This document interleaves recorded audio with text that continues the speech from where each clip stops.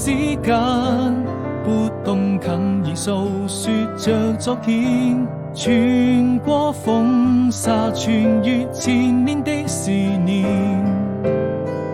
未來還有多遠，我們會在哪裡相見？一切又回到起點。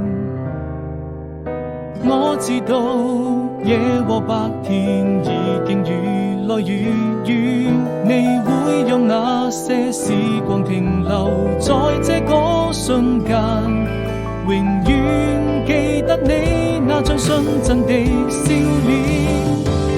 哪怕被風化成一片煙沙，在你耳邊卻多了一分牽掛。歲月啊，你一定是我今生最美的年華。